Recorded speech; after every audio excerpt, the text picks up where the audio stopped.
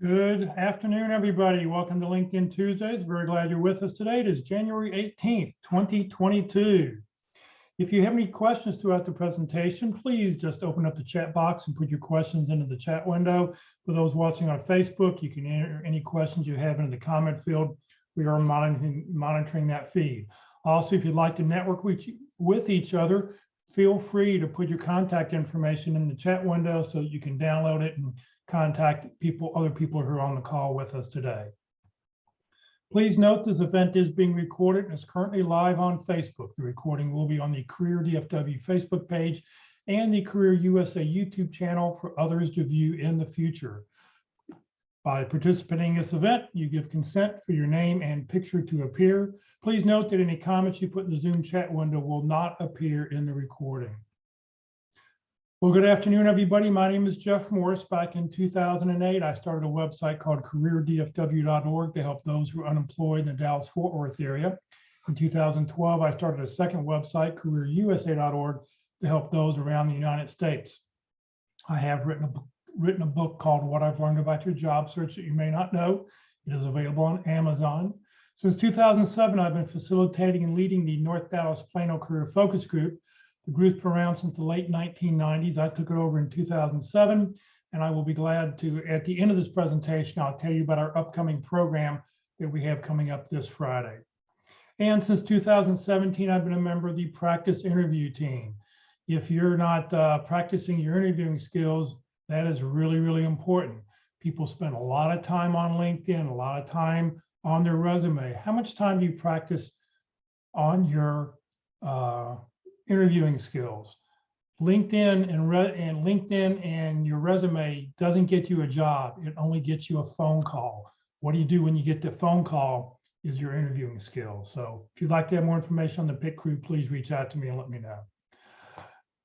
We have 4 outstanding speakers who talk about LinkedIn. They rotate through every month. The nice thing is they all talk about LinkedIn from a little bit different point of view.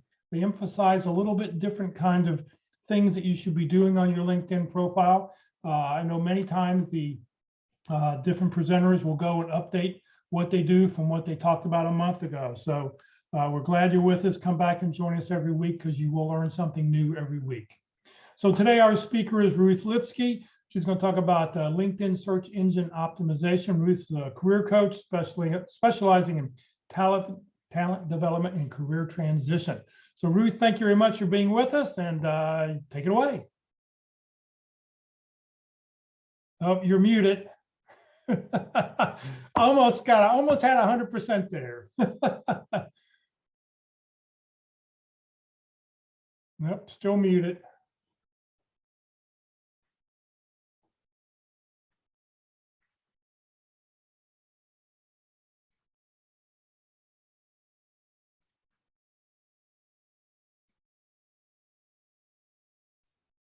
There you go.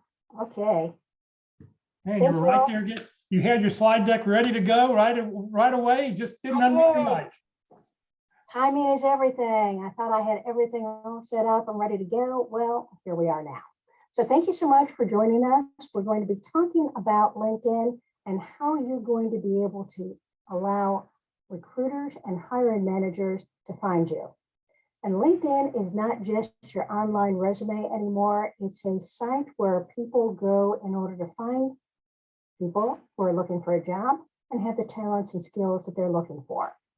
So search engine optimization will be our topic today. And we'll be talking about the goals that you have for LinkedIn. We'll go over the use of the LinkedIn Recruiter software screens and how they're being used. We're going to talk about your titles and your skills, because a good part of being found on LinkedIn is having the right titles and having the right skills to match jobs that recruiters are looking for. Talk about adding other sections, because the more you have on LinkedIn, the easier it is for recruiters to be able to find you. And we'll talk about how you're going to network on LinkedIn to find the people who are going to be most useful for you. So why are we more interested in LinkedIn than ever before? Because when you take a look at where companies are finding people to hire, half of them are going to come from the company website, which is normal. Whenever somebody is looking for a job, they may be looking for a specific company. They go to the career page, they find the jobs that fit them, they apply for them. And for about half of all jobs come from that source. Internal referrals account for a fair number. Outside headhunters still a force to be reckoned with, particularly in jobs that are difficult to find. But LinkedIn, about a third of all jobs these days are found when an internal recruiter goes out to LinkedIn, says, I'm looking for somebody with this type of title and these types of skills. And they find people who are matching those qualifications, bring them in for interviews, and results in a job offer. So LinkedIn is becoming a very important part of anybody's search, because now you don't have to worry quite as much about finding the company, applying for the job. Now recruiters are going out and they're finding you. So let's find a way to be found. You've got two LinkedIn goals. One of them you should be familiar with. You're going to be putting out a LinkedIn profile that has got information that is easy to read. It's got your headshot. It's got a background picture. You may even include a little bit of personal information. But your other goal is to optimize your profile so that a LinkedIn search is going to bring you up to the top of the page. And there's going to be a difference sometimes between the advice that you get for the first goal and the second goal. And probably the best example is whether you should be an all-star. Recruiters will tell you that they don't care if you're an all-star. An all-star is when you have 7 areas of your LinkedIn profile filled out adequately, and it gives you a designation on your profile page that you are an all-star. Recruiters don't need that. All they need is enough information to make a decision on whether you're a match for their job. But if you're going to optimize your profile for the LinkedIn search, then you do need to be an all-star, because a preference is given to people who have a more complete profile. So make sure that when you're creating your LinkedIn profile, when you are adding additional information to it, that you keep in mind that the more information that you have on your profile, the easier it is to be matched for jobs that are being sourced through LinkedIn. So we'll take a look at the recruiter views, and if you've been to some of the other LinkedIn sessions that are set up here, you'll have seen some of the recruiter views, and mostly you're going to see how they've been used once that search is done. Let's take a look at why people come up in the order that they do. And the first thing you need to know is that LinkedIn calculates a score for your profile every day. You can't see the score, but we do know that it's based on how much content you have, how much activity you have on LinkedIn, and it is used so that it can be part of the calculation of how high up you are in a job search. So LinkedIn does not show you everything that it does with the material that you have on LinkedIn, but just be aware that the more that you have out there and the more active you are in LinkedIn, the higher your score is going to be. LinkedIn's not going to tell you anything. That's really one of the best kept secrets. The LinkedIn algorithm is not talked about at all, but we do have some things that we can say work and some things that don't work, because as a recruiter, we're able to make some decisions there. So when a recruiter is on LinkedIn, they're going to be doing a search generally for a title, in this case, a project manager role. And they may even put in a location, in this case, the greater Chicago area. And they're only looking for 2 skills in this case, business strategy and analytics. When they get a resulting list, 42,798 names. This person, Emily Dalton, came up number 1. Shannon Curry came up number 2. Aubrey Mackey came up number 3. LinkedIn does not do anything randomly. There's a reason why these people came up numbered 1, 2, and 3. It's because LinkedIn created the most value for those, and that they match the criteria that the recruiter is looking for. So what other filters did the recruiter set up for this? In this case, they're looking for people who are open to new work, open to new opportunities. That's the section at the top of your profile page that allows you to put in up to 5 titles on jobs that you're looking for and gives a little bit more information about what it is that you're wanting to do. But recruiters will actively look for people that are open to at least discussing other opportunities. So that's one of the key filters that recruiters are going to be using. Now, one of the other key filters is company connections. If you're connected on LinkedIn to somebody in that company, recruiters feel that you've got an interest in the company and maybe even know a little bit more about the company, so there's less explanation needed and the higher probability of you staying with that company if they bring you in. The other filter in this case is that you are engaged in the talent brand. That means that you're following the company on LinkedIn. And any information that the company is pushing out as readable content on LinkedIn is going to show up on your home page. So with these 3 filters and with the basic job information, the 42,798 are sorted in order of these are the folks that are probably going to be the best fit for your job. And they're probably going to be set up so that the recruiter goes through maybe 100 different profiles, just taking a look at, does this person seem as if they've got the right information? Now notice how little information is available here. You've got a title, current, information on location, the past 2 titles, and other than that, it's going to be the information based on these filters. Do they have company connections? Are they a company follower? Are they open to new opportunities? So these filters are going to be showing up in this area. There's not an awful lot of stuff here. You don't see anything about your about section. You don't see anything about skills in this portion. And that's why it's important for us to be looking at how to maximize the titles, because the titles themselves are going to give the recruiter or the hiring manager a better feel for what you do and what your skills are. So instead of going down and taking a look at 100 of these profiles by clicking on each person's name, going onto their profile, seeing a little bit more, give them more information on this page. And we'll be doing that on the title area. Talk about that in just a second. In the meantime, here's another way of looking for talent on LinkedIn Recruiter. And in this case, somebody's looking for accountants. Doesn't care where the accountants are, just looking for accountants. We have 4 million candidates that have come up on this list. Mark Jacobson came up as number 1, and there's a reason he came up as number 1. We can't tell precisely why, but we know that LinkedIn has him as number 1 for a reason. So here's some other filters that are being used, most likely to respond. If you've ever received a note from a recruiter on your message tab on LinkedIn, you need to be able to respond to it, because LinkedIn is tracking that.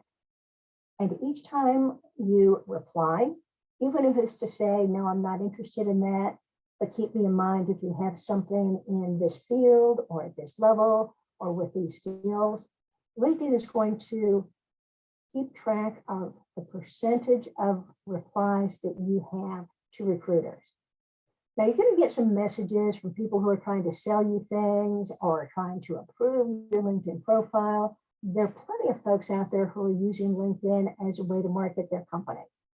But all they're looking for is if you are a recruiter and you are being approached by a recruiter on LinkedIn, are you responding to that recruiter?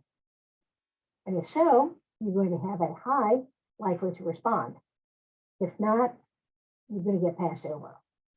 So as a courtesy to recruiters, make sure that you do send back a message to them. Once again, this recruiter is looking for open to new opportunities, just like the last one did, and is looking for people who are connected to folks within the company. And when we see how little information that there is here. Recruiters find this to be irritating, that everybody's got the same title. And that makes sense because they've all got the same job and they're all accountants. But being able to add more information is going to give the recruiters a better feel for what value you're going to bring to their company. So LinkedIn Recruiter search engine is looking first for a mutual interest. Are you likely to respond if they reach out to you? Have you connected with anybody in their company? Are you following their company on LinkedIn? Are you at least open to considering a new position? And have you applied for their company before? The more often you apply to a company, the more the recruiter feels that you would be a match for the company because you're interested in it. Now, secondarily, LinkedIn is going to be looking for the title, the skills, and if you've passed a skill quiz. They'll be looking for your activity and possibly some of the recruiter's past preferences. But to maximize your profile, we're going to be concentrating on making sure that you've got the right connections and that you've got the right titles and skills to be coming up high enough on the search engine that you're going to be found by the recruiter. So let's talk about the titles themselves. LinkedIn is going to give you more points if you have a standardized title.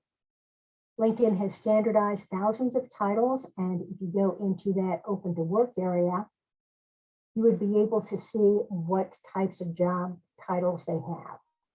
So in the open to work area, it is not free form. You start typing in a title, and they're going to be able to provide you with roles that are either by department, by level, maybe a different title that's been standardized across the industries.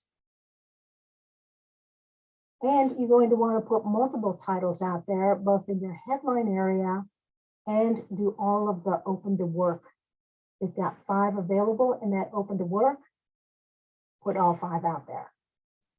And in the experience section, add to the title that you were given by your company to translate it so that other people in other companies, other industries understand what you did. So a question comes up, if you have LinkedIn job recommendations, is that part of the response score? LinkedIn is going to be keeping track of what jobs you're looking at so it can refine even more what types of roles it should be pushing to you. So we don't feel that that's part of the algorithm, but it is part of the jobs tab that is going to push jobs to you that are probably a better fit for you based on the interest that you're showing. Does that make sense?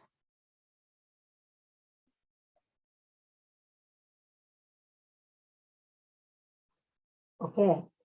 In the headline area, you're not just going to show your title. It used to be that we did want titles, just title, title, title, title, separated by a pipe, that straight up and down thing that's above the enter key, because that means or in LinkedIn. But recently, LinkedIn expanded this area from 110 characters to 220 characters so that you can put in more information. You can put in more titles, but you can also put in the value that you bring to the company. You can put in the skills that you think are most important for somebody to know. So it used to be we just wanted to be a VP marketing or global marketing. Now we're saying put in the titles, but then put in a statement like creating value for business through effective marketing strategies, specializing in international business expansion, helping the world become more customer-centric. And if you remember how little information most titles have, when a recruiter is doing a search, being able to see that somebody is giving them more information than simply a title is going to catch their interest, catch their eye, give them more information. They're going to pay more attention to your profile when they click on that. So find your value proposition and go with that in your headline area. And if you're not sure how to do that, a lot of times you might want to start out with an adjective. If you were award-winning, put that in there. If you've got a license for something, put in certified, put in license. Depending on the type of job, it's going to depend on whether you start with an adjective or not. But after that, put in a couple different titles. If you're looking for a job, the headline area is about your future. It's not about what jobs you've had in the past. So being able to add the jobs that you're looking for in your search is going to be able to give the recruiter a better feel for the type of role that they should be bringing you in at.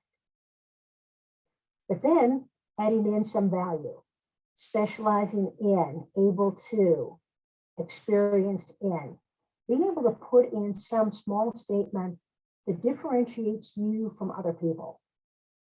Now, if you're somebody who is in IT and you're doing software development or coding, you can put in the software or the coding languages that you are most proficient in this area. So, example, pulling it all together, instead of just saying program manager, we're saying you need to put in dynamic program manager driving brand awareness through integrated marketing. Because this gives you skills, value proposition, titles. And it's going to be easier for a recruiter to find you on that list. Everybody okay with this? Because this is a change for LinkedIn.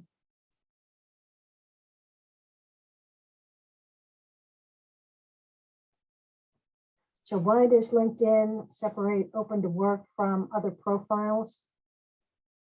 Open to work is a benefit for recruiters because they would rather talk to someone who is interested in considering other positions as opposed to finding the perfect candidate and then find out that they have no interest in leaving their job.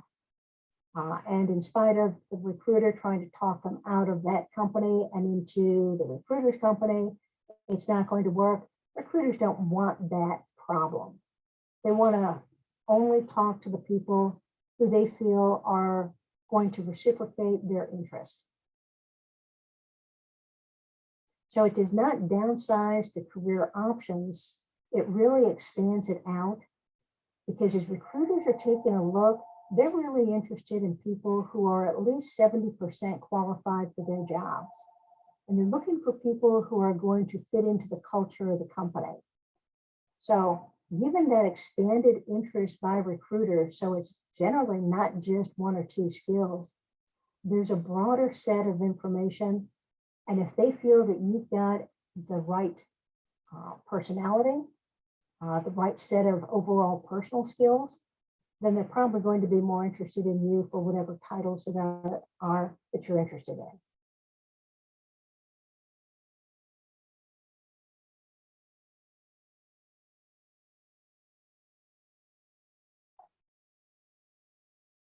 All right, let's talk about skills. The skills that were looked at most often by recruiters are these soft skills: creativity, persuasion, collaboration, adaptability, and emotional intelligence. If you don't have these 5 skills in your profile, you should add them because recruiters are looking for those as the skills needed to be part of their company. Now, the top hard skills that recruiters are looking at, they're going to be more specific to the type of role that we're looking for.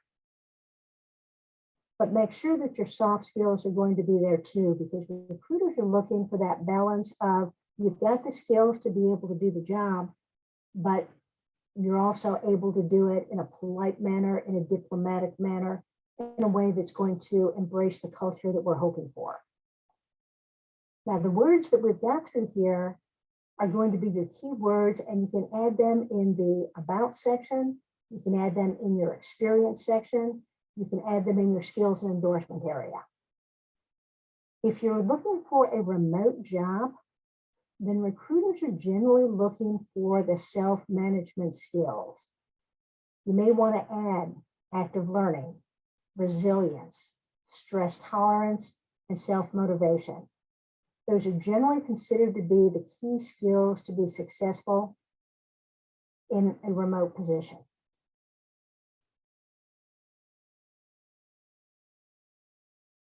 Now, LinkedIn does give you the opportunity to put in 50 skills in this section.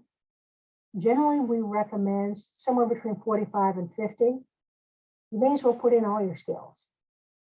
But they should be both the technical skills and the managerial skills. And the higher level you are, the more the managerial skills are needed. So most people start out by putting technical skills in, but you also want to be able to put in things like communication and documentation and problem solving. And if you're looking for a higher level managerial position, maybe strategy, maybe business growth. LinkedIn allows you to showcase 3 of your 50 skills so that a recruiter can see what you feel your 3 best skills are for the next position that you want. And you're going to need to change those from one job to the next. Your skills from 5 years ago, the top 3 skills might not be the top 3 skills that you need now. And we do normally like one unusual skill.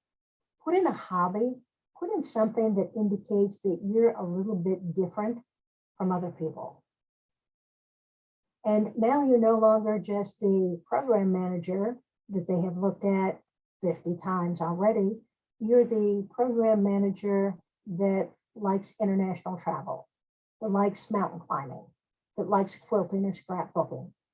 Something about you needs to be different, and you can put in a hobby here in order to showcase that. Now, one caution, LinkedIn does categorize your skills into different sections. You can't change a skill that is in the wrong section. LinkedIn is not always good at where they put the skills, but as long as it's out there, recruiters and hiring managers are able to differentiate them and they'll understand where they should go. And if you've got a lot of skills, alphabetize them for easy reading. Sometimes a recruiter or a hiring manager is going to be trying to find a specific skill. If they're in alphabetical order, it's easier to find.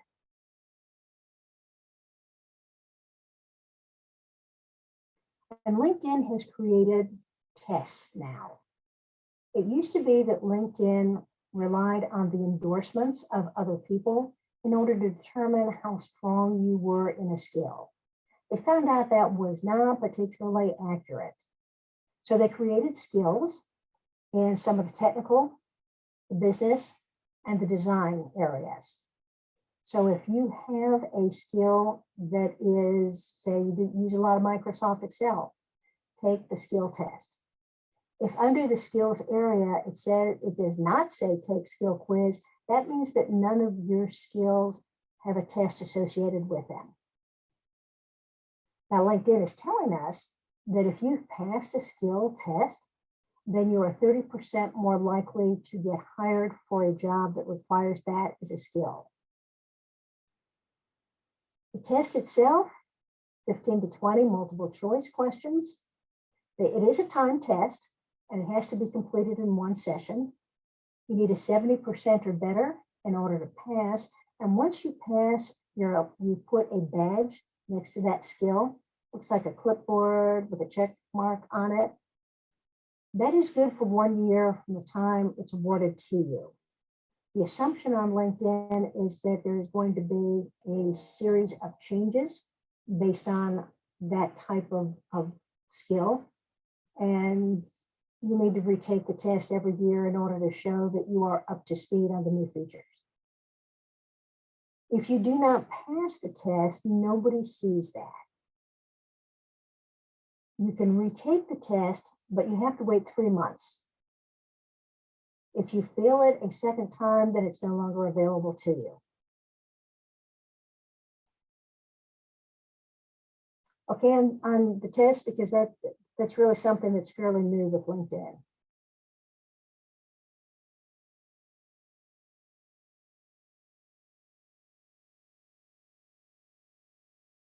All right, so we're going to talk about adding more information to LinkedIn.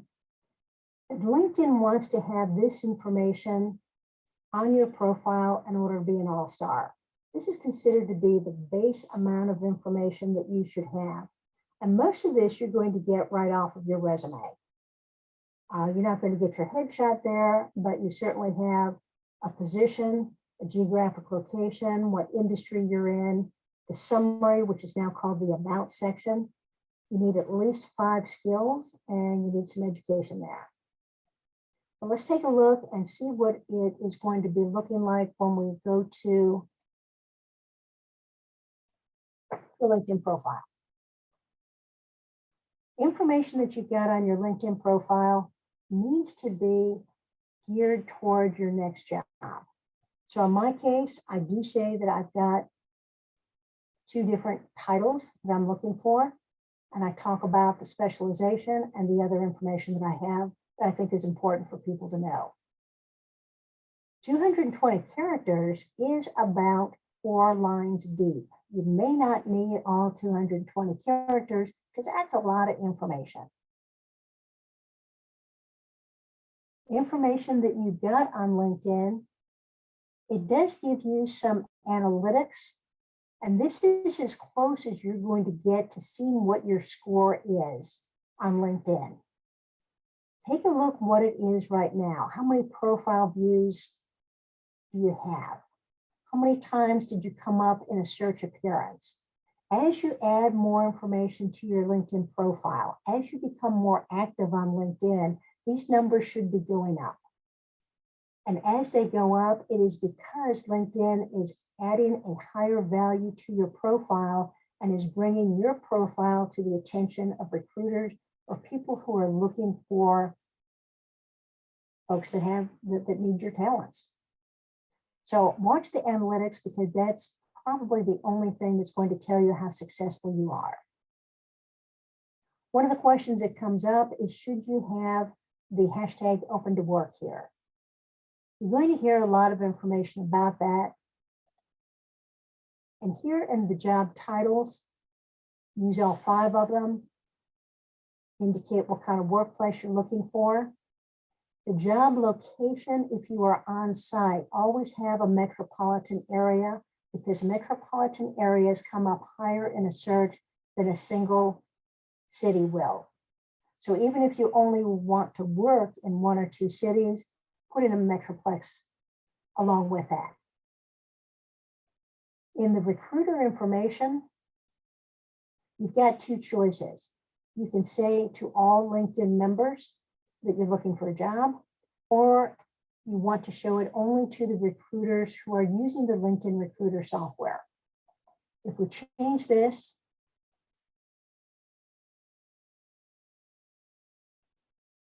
it's going to add the green frame here, the hashtag open to work. Why should you do it?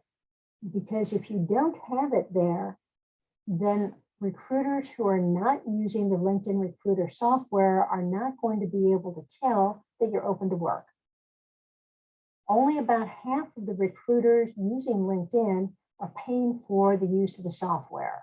So you are becoming invisible to about half of the recruiters who are using LinkedIn to find people. You don't want that. Why should you not have it? If you are an executive and are looking for a higher level position, then most of the work that you're going to be doing is going to be through networking. You're not going to need that because this is not how you're going to be able to find your next job. But if you are below the executive level, I like that hashtag open to work. Some people think it looks desperate. I don't think so. LinkedIn put this out here and is saying that you're 20% more likely to be offered a job or offered a job interview if you have the hashtag open to work. So I like it. I think it's worthwhile. Recruiters use this in order to find people that they can talk into an interview and movement into their company. And that's their whole job. So things that you've got in your about section. Every LinkedIn class you take probably talks about the about section. You need to have something positive. This is your wow statement in the very beginning. You need to have short paragraphs. Your paragraph should be no more than 4 lines deep, because as soon as you get a 5-line deep paragraph, it becomes unreadable. People skip it completely. If you want to be able to add additional skills easily, you'll put them in the About section, separated by a pipe so that they're searchable. These are going to be a repeat of the skills that you've got in your skills section, a repeat of the skills that you talk about in your experience section. And it could be a repeat of what you've got in your headline area. The more you use a keyword, the more LinkedIn feels that you truly have a skill in that. And LinkedIn can count up to 5. So if you say 5 times that you are good at employee engagement, at leadership, then LinkedIn is going to give you higher credibility for that. So use the words that are associated with the job search that you're looking for.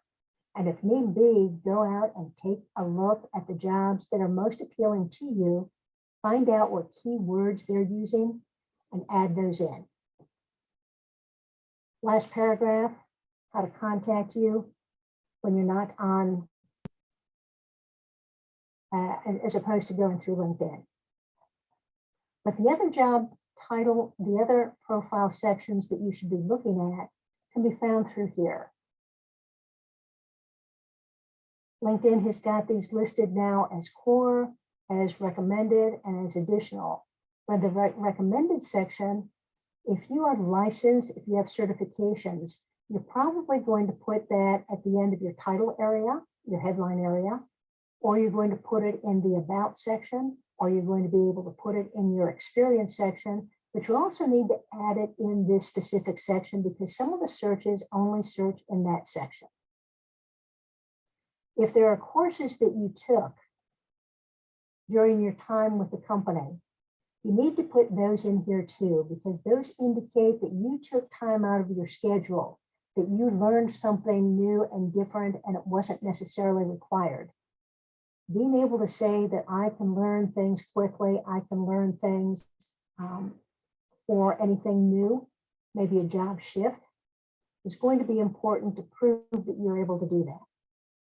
Also in this add a course, you're going to want to put in the classes that you took on an annual basis for the company. So if you had to take classes on IT security, on privacy, on anti-money laundering, on a harassment-free environment, put those in here. Those are courses that you're going to tell the world you took and you understand why you had to take them. And it's an acknowledgement that you're probably going to take them every other place you work. So adding additional courses, these are filled with good keywords, but also put them in because it shows that you're a learner and you recognize the importance of taking classes and being good.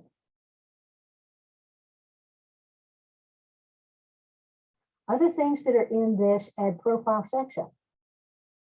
And this additional section through here, add volunteer experience. If you have had volunteer experience anywhere in your career, whether it be through a religious organization, through your kids' work, activities at school, whether it's through your work, add that in. Recruiters are looking at this more and more as if this is a positive thing that indicates that you're going to be a good fit for their culture. And if they've got 10 people they're looking at that have the same set of skills, they're going to be going into some of these additional features and saying which one's going to be a better fit for our company, and volunteer experience is going to be a big part of it. Now, if you've published anything, yeah, add that in. Patents, honors and awards. Test scores, be a little bit careful on that because you don't want your college scores unless you're within 2 years of graduating from college. After you've been out in the workplace, your experience is more important than a test. Now, when we're talking about projects, let's take a look at that one a little bit more carefully. When you've got your resume, or even when you're taking a look at the About section, you've probably got maybe 2 sentences where you are describing what project you worked on, what your tasks were, what the result was. That doesn't give you an awful lot of time to talk about the details and about how hard it was to do. When you go into add a project, this is a huge area. It is the second largest area of LinkedIn. It's 2,000 characters deep. Only the about section with 2,600 characters is bigger than this section here. In this description area, you're going to be able to talk about what it was that your obligation was. There's the name. It'll talk about what job you had when you were doing it, but it gives you the time to put in all of the information that you would want a new company to know about. What was the problem that you were trying to fix? What was the background and why wasn't it fixed before? Talk about all the additional information that could be out there that talks about the activities, how you pulled people together, how you solved problems, what the results were. So adding projects is going to add a huge amount of information to your profile, and it's going to give recruiters and hiring managers a better feel for how you work and the size of the projects that you've worked on. So add those in order to expand the information about you. This is going to be even bigger than an interview answer. And those are going to appear down at the bottom here, where you've got your courses. And these are the ones I take every year. Projects, and you can open those up so that you can see more. Now let's take a look at the titles, because titles are going to be a huge part of how we're going to be finding a new job. We talked in the headline about adding more titles, and career coach and career consultant are very similar titles for the type of work I do. I use them both because an exact match gives you more points in the job search. But in the experience section, I am also going to have career consultant and career coach, because although they're the same thing, I want to make sure people know exactly what I do. But in a previous role, senior manager of training and development, in parentheses, I put in instructional designer and e-learning developer, because the bulk of my job was to move the training department into online learning. So these are additional titles that I feel that I'm qualified to apply for, because I did the role of that. Even though it was not my title, this really was the role that I had. So adding in additional titles so that you're translating and giving more information to a recruiter on what you actually did, particularly if you've got a corporate title that is general, project manager, program manager. Put in parentheses other titles that indicate what type of role you had. Does that make sense? More titles give you more understanding by the recruiter and more understanding of what role you can do in the future. Now, this ad creator is an option that you've got. I have it off, but if you turned it on, it would allow you to indicate what it is that you do, but you can only be followed.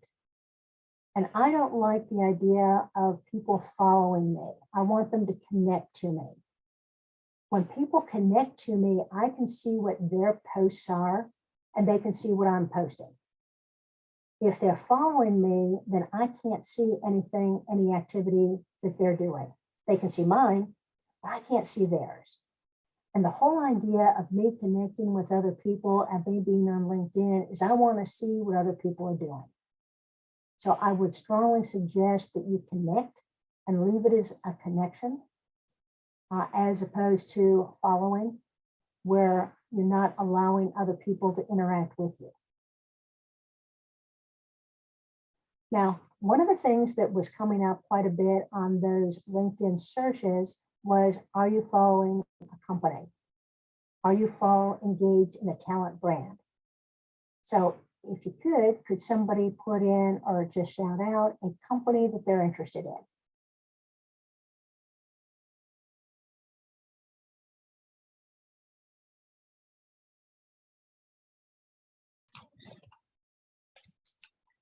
Is it Alorica? Alorica. Up, there it is. When you type it in, it's going to have a lot of different options there. You're generally going to find what you're looking for as the company and the logo. So this takes you to the LinkedIn page. You can follow it from here, which drops it into your interest area. But you're actually going to want to view the page at this time. If you're following the company, that means you're engaged in a talent brand. So every company you're interested in working for, you need to come out, find their LinkedIn page, and follow them. Then you're going to go to the jobs feature. And in jobs, it allows you to create a job alert for the company. And when you create a job alert, you'll be able to put in a title. And it'll give you some options. And you'll be able to put in your location and create a job alert. When you do that, that means that anytime a recruiter from this company posts a job on LinkedIn that matches your preferences, LinkedIn is going to push back to that recruiter. You've just posted this job. Here's somebody who has an interest in your company and who has all the skills needed for this job. You might want to take a look at them first. So creating job alerts is going to get you noticed very quickly by a company. Be aware that the job alert that you have here is similar to the job alert that you're creating on the jobs tab, and that you're letting a company know that you're interested in this type of role, or you're doing a search for this type of role in this type of company. You can only have 20 job alerts altogether on LinkedIn, so use them wisely. And you can only use 8 of them for any one company. 8 is probably more than you need. But you also want to take a look at the people that are in the company. So in this case, we see that there are 31,447 employees of this company who have LinkedIn profiles. You can take a look in a little bit more detail. Let's go into the show more.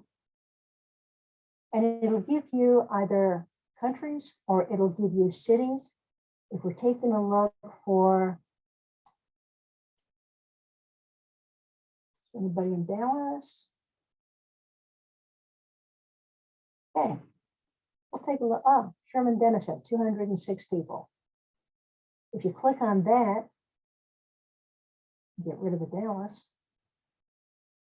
We've got 220 employees who are in the Sherman Denison area. And let's say that I'm looking for a job in the Sherman Denison area. If I scroll down, here are the 220 people. Little bit too many to look through in detail. So I'm going to use this next. And when you click on next, it tells you what they do. This is the department they work in. So if I want to work in the accounting department here, here are the 13 people who are working in the accounting department in this company at this location. You can take a look through these and decide whether it's anybody that you'd like to connect to. So here we've got a reconciliation specialist. Never use the white connect button because that sends the automatic message of, I'd like to join your network. That's not really useful. You don't get any points for it, and people are less likely to connect with you if you just use that standard one.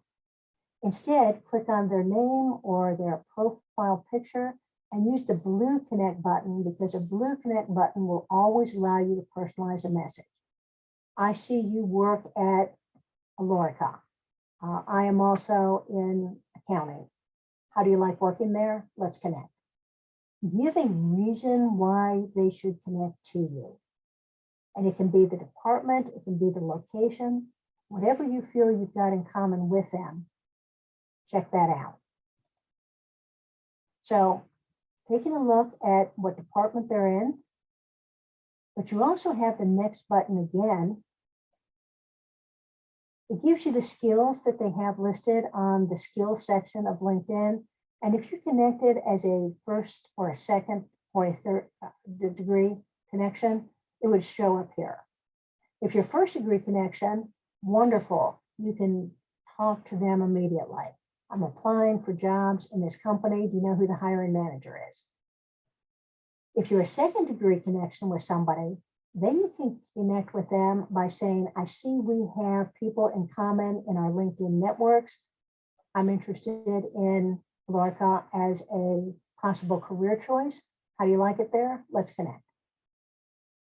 So finding some way to connect with people and giving them a reason to do that is going to be important. But of these 220 employees, let's see if any of them are recruiters. So we're going to type in the title recruiter.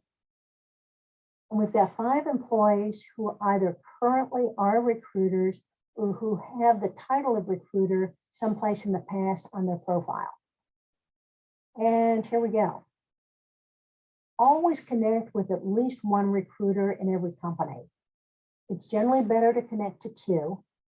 But take a look and make sure that it is a recruiter that is somebody that would be worthwhile. If they say that they are a college recruiter, or if they are an IT recruiter and you are neither in college nor in IT, skip those, find somebody else.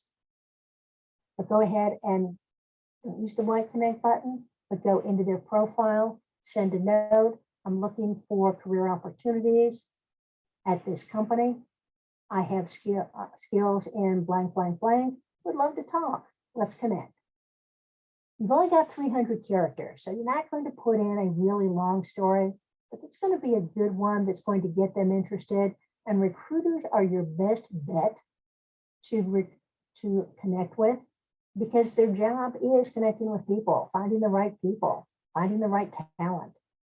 So always try for a recruiter. The other thing you can look at, though, is who's the hiring manager? What's the title? Let's say it's going to be the Vice President of Information Technology. Well, that was a bad choice. Let's go Director of Operations.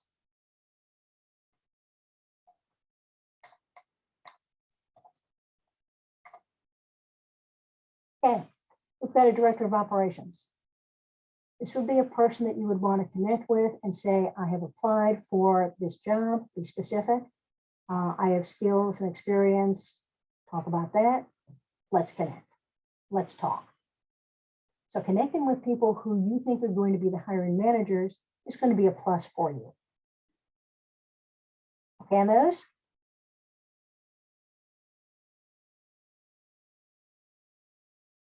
Okay. Let's try one more way of networking. And a question did come up in going back into the project section.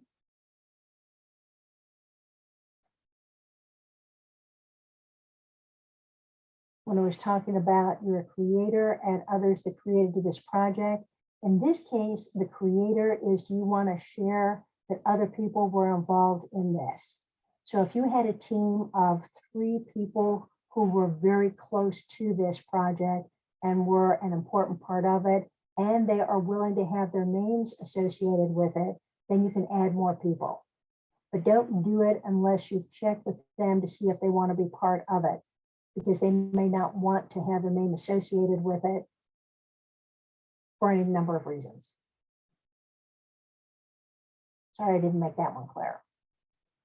Okay, the other way that we're going to network is working with alumni. So give me the name of a school that somebody attended.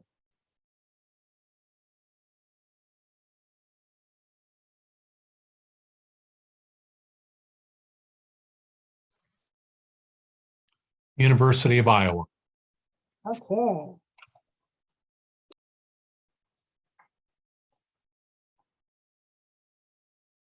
Here we go. University of Iowa, it's a school. If you attended that school, you've already got it in your education section, which means it is also in your interest area. But Schools are one of those areas that LinkedIn would love for you to connect with more of them.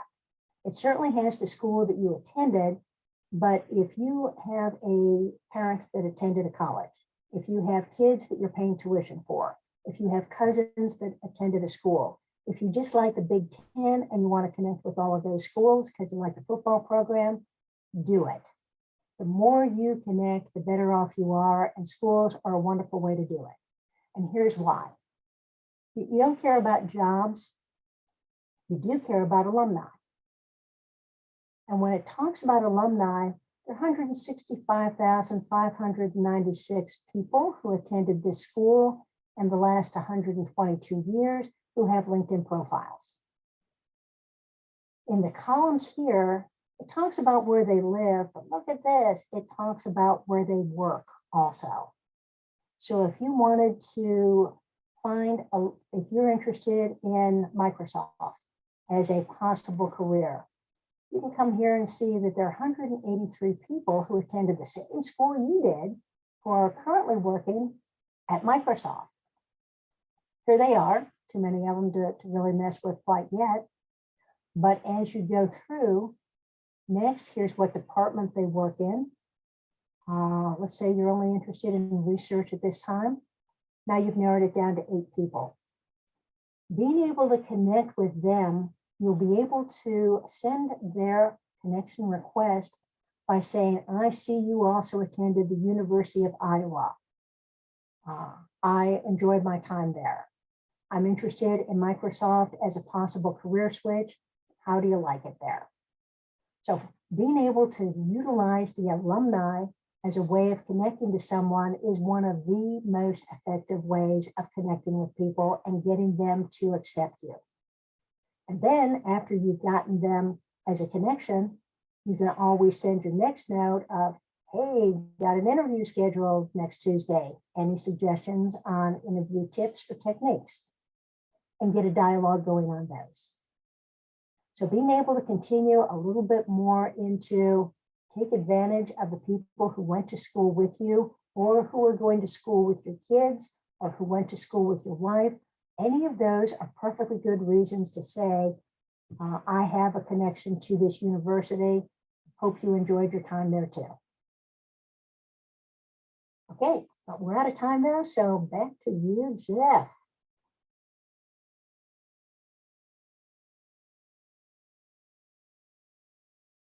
So sorry about that. Where are my buttons at? Well, thank you, Ruth. I think great presentation. Thank you for all the detail. If you want to connect with Ruth, you're welcome to do so. Here is what her LinkedIn profile looks like currently. She changes the picture in the background. In fact, it's the same picture she has behind her head right now. And if you'd like to connect, always send that personal note. Very, very, very important. But I'm sure she'll be glad to connect with you because, as she said, she wants to connect with people. She doesn't want to she doesn't want to follow people. All right. Next week, our speaker is Kurt Vandermatter. Kurt is a retained search executive at Linked Executive Search. He's going to be talking about LinkedIn from Recruiter's Eye.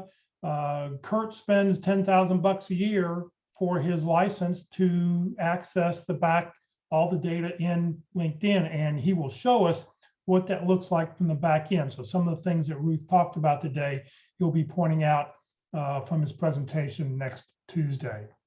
All right, I need everybody, please raise your right hand and repeat after me. I, Jeff Morris, promise to always send a personal note whenever I send a LinkedIn request to connect with anyone. This includes when I use my cell phone or my computer. Very, very, very important. Please do so. So when you, as Ruth said, when you see that white connect button, you don't want to do that because that sends that generic invitation.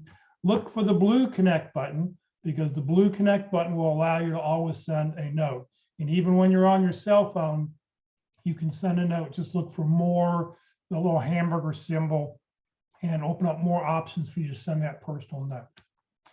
All right, Career DFW and Career USA, we're putting on training 4 days a week. Please join us. Tomorrow for Interviewing Wednesdays, you'll get to see the practice interview team conduct a real practice interview, something new we're doing for 2022. So you're welcome to join us. It will be about an hour and a half. It'll go at least from 1 to 2:30, maybe a tad longer. There'll be some open discussion at the end so we can discuss how the interview went. Next Thursday, this coming Thursday, being the third Thursday of the month, Bach Alderson will be with us to talk about what recruiters look for in resumes. And then this Friday at the North Dallas Plano Career Focus Group meeting at 9:30, Be a Better Brand. This will be part 2 of 2. If you missed part 1 last Friday, if you join the mailing list that I'm going to put the email address up for in just a second, you'll be able to go back and I'll put a link in there so you can watch the session the night before so you can be caught up with what we're doing. If you'd like to join the Career DFW or Career USA LinkedIn groups, you're welcome to do both. You don't have to live in the Dallas-Fort Worth area to join the Career DFW group. If you do, you'll be joining over 13,400 members. So it's an easy way to expand your connections quickly. This session was recorded. It is going to be on the Career DFW Facebook page and the Career USA YouTube channel. On the Career USA YouTube channel is the easiest way to go back and watch any of these programs. Click on playlist where you see that green arrow, and then down below, click on view full playlist for whatever list you want. And up will come a list of the most current title on top, along with the who spoke and what the topic was. If you're not receiving emails about our workshops and you'd like to join the Career USA mailing list, please send an email to careerusa, subscribe @groups.io. Please note you'll never be spammed because I control the distribution list, but what you will get is the email of the title of the day, the topic of the day, and most importantly, the link to join us via Zoom or Facebook. Please note, Career DFW, we're a 501c3 nonprofit organization. We have no full or part-time employees. Please consider making a donation when you get your next opportunity. So thank you very much for joining us today, and hopefully we'll see you later in the week.